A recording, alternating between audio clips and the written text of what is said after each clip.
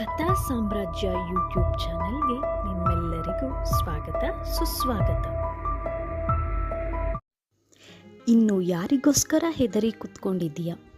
ಒಳಗಡೆ ಕೂತ್ಕೊಂಡ್ರೆ ಈ ಪ್ರಪಂಚ ನಿನಗೆ ಕಾಣಲ್ಲ. ಹೆದರಿ ಕೂತ್ಕೋಬೇಡ. ಭಯ ಹುಟ್ಟಿಸ್ತಾ ಇದ್ದಾರಾ? ಹುಟ್ಟಿಸ್ಲಿ ಬಿಡು. ನೀನು ತಿರುಗಿ ಅವರಿಗೆ ಭಯ ಹುಟ್ಟಿಸು. ಹೇಗೆ ಗೊತ್ತಾ? ಸಾಧನೆಯ ಮೂಲಕ. ನಿನ್ನ ಸಾಧನೆಯ ಮೂಲಕ ಅವರಲ್ಲಿ ಭಯ ಹುಟ್ಟಿಸಬೇಕು. ಬದಲಿಗೆ ನೀನೇ ಹೆದರಿಕೊಂಡು ಇಲಿಯಾಗೆ ಕೂತ್ಕೋಬೇಡ. ಯಾರಾದರೂ ನಿನಗೆ ಕೆಡಕನ್ನು ಬಯಸಿದರೆ ಅದು ಅವರ ಕರ್ಮ.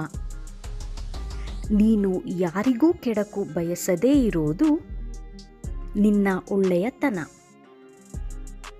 ಅದು ನಿನ್ನ ಧೈರ್ಯತನ.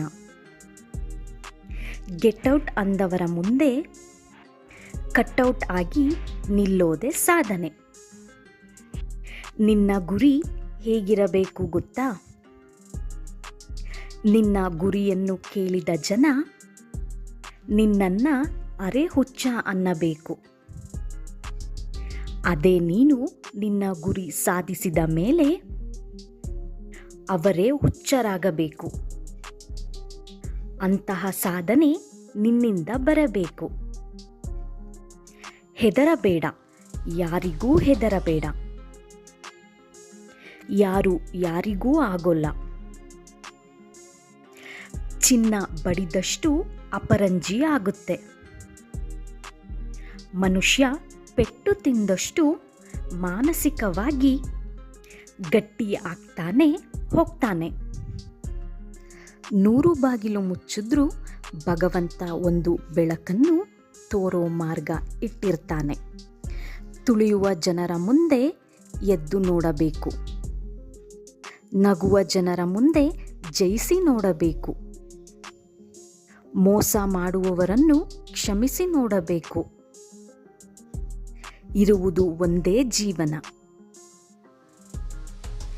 ಎಲ್ಲರನ್ನು ಕ್ಷಮಿಸಿ ನೋಡಬೇಕು. ಪ್ರೀತಿಸಿ ನೋಡಬೇಕು. ಕನಸು ನನಸಾಗಿಲ್ಲ ಅಂತ ಯಾವತ್ತೂ ಪ್ರಯತ್ನ ಪಡೋದನ್ನು ನಿಲ್ಲಿಸಬಾರದು. ಯಾಕಂದರೆ ಕೆಲವೊಮ್ಮೆ ಬಾಡಿದ ಗಿಡಗಳಿಗೆ ನೀರು ಹಾಕುವುದರಿಂದ ಮತ್ತೆ ಚಿಗುರೊಡೆದು ಬೆಳೆಯುತ್ತದೆ. ಯಾರೋ ಅಪರಿಚಿತರು ಕೊಟ್ಟ ನೋವನ್ನು 2 ದಿನದಲ್ಲಿ ಮರೆಯಬಹುದು. ಆದರೆ ನಿನ್ನ ಬಗ್ಗೆ ತಿಳಿದವರು ನಿನ್ನವರೇ ಕೊಟ್ಟ ನೋವನ್ನು ಜೀವನ ಪೂರ್ತಿ ಮರೆಯಲು ಸಾಧ್ಯವಿಲ್ಲ. ಅದಕ್ಕೆ ನೀನು ಕೊಡುವ ತಿರುಗೇಟು ಹೇಗಿರಬೇಕು ಅಂದರೆ, ಜೀವನದಲ್ಲಿ ಅವರು ನಿನ್ನನ್ನು ನೆನೆಸಿಕೊಂಡು ಅವರ ಜೀವನ ಪೂರ್ತಿ ಒದ್ದಾಡ್ತಾ ಇರಬೇಕು. ಅಂತಹ ಏಟು ನೀನು ಅವರಿಗೆ ಕೊಡಬೇಕು. ಯಾರೋ ನಿನ್ನನ್ನು ತಿರಸ್ಕರಿಸಿದರು ಅಂತ ನಿನ್ನ ಮೇಲಿನ ಪ್ರೀತಿ ನಿನಗೆ ಕಡಿಮೆಯಾಗಬಾರದು. ನಿನ್ನನ್ನು ನೀನೇ ಪ್ರೀತಿಸುವುದರಿಂದ ನಿನ್ನ ಆತ್ಮವಿಶ್ವಾಸ ಇನ್ನಷ್ಟು ಗಟ್ಟಿಯಾಗುತ್ತದೆ. ಅಲಸಿದ ಅನ್ನ ತಿನ್ನೋ ಪ್ರಾಣಿ ಪಕ್ಷಿಗಳಿಗೆ ರೋಗವಿಲ್ಲ. ಬಿಸಿಯಾಗಿ ಅನ್ನ ತಿನ್ನೋ ಮನುಷ್ಯನಿಗೆ ತುಂಬ ರೋಗ.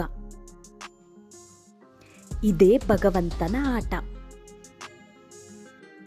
ಭಗವಂತ ಎಲ್ಲವನ್ನೂ ನೋಡ್ತಾ ಇದ್ದಾನೆ. ನಿನ್ನ ಮೇಲೆ ಅನ್ಯಾಯ ಆಗ್ತಾ ಇರೋದನ್ನ ಅವನು ಕಣ್ಣಾರೆ ನೋಡ್ತಾ ಇದ್ದಾನೆ. ನೀನು ಯಾರಿಗೋಸ್ಕರನೂ ಯಾರ ಬಗ್ಗೆಯೂ ಚಿಂತಿಸಬೇಡ. ನಿನ್ನ ಗುರಿಯ ಕಡೆಗೆ ನೀನು ಸಾಗು. ನಿನ್ನ ಪ್ರಾಮಾಣಿಕ ಪ್ರಯತ್ನ